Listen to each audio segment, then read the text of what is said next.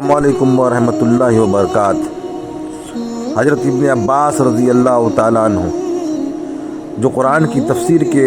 سب سے زید اور سب سے ماہرین صحابہ ہیں، حضرت عباس رضی اللہ عنہ سے روایت ہے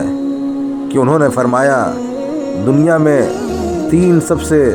ذہین، دور اندیش اور عقل مند لوگ گزرے، جن کا نام انہوں نے فرمایا کہ پہلا شخص جو تھا وہ پوتیفار وہ شخص ہے جس نے یوسف علیہ السلام کو مصر کے بازار سے زیادہ قیمت دے کر خریدا تھا۔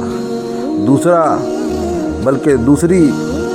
شعیب علیہ السلام کی بیٹی موسیٰ علیہ السلام کی بیوی، جو وہ پانی کے ڈول کا جو واقعہ ہے انہوں نے اپنے والد سے آ کر بیان فرمایا اور موسیٰ علیہ السلام کو پہچانا، اور شعیب علیہ السلام کی بیٹی تھی اور موسیٰ علیہ السلام سے ان کا نکاح ہوا۔ تیسرا شخص جو ہے اس امت کے